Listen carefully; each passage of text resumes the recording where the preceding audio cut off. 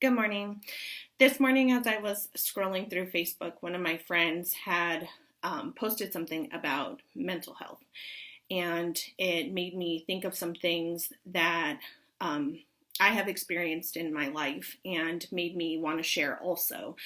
For one, in support of her and her bravery, and for two, in support of any of you who have ever experienced these things or have felt um, that they are negative, because that was one of the biggest things for me, is that mental health has such a negative stigma that it makes you not want to talk about it or share it or let anybody know that you're experiencing an issue.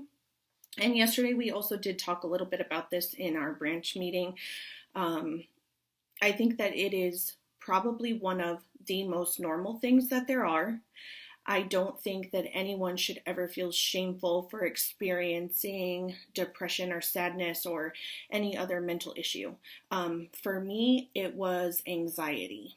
And when I first started experiencing it, it was at a time in my life when a lot of really emotional things were happening. I had just been through a really negative, toxic relationship, and it was not good for either one of us. And that was coming to an end, and I was experiencing being a very young single mom. And as years went by, it seemed like it was getting harder. Harder with the interaction between he and I, and harder between the interaction between me and the kids.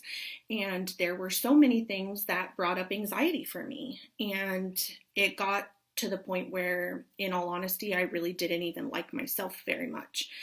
And it was to the point where the doctor wanted to put me on medication. And for a little while, I did take some anti-anxiety pills. But my now husband was always like, hey, these are really bad for you and you can't stay on that stuff long term. But at the same time, I didn't know what else was the solution. And then luckily, in my life came a person and a company who focuses very much on self-help. And so I wanted to share with you what I also think is one of the most important things. First and foremost, if medicine is the way that you get through your mental health issues, then what's right for you, by all means do that. I'm not making it wrong at all. But for me, I knew that that wasn't something I wanted to do long term, and I wanted to make a change. And so meditation has been the thing that has gotten my mind the clearest. It has brought me back to understanding myself and loving myself. And I know that maybe that seems cheesy to you, but I think that at the root of all mental things is more than likely how you're feeling about yourself, and then how you're reacting to the external things. And for me, the external things were driving the anxiety, but it was because I was allowing it to. I was playing the victim, and I wasn't just working through my own shit to make myself feel better.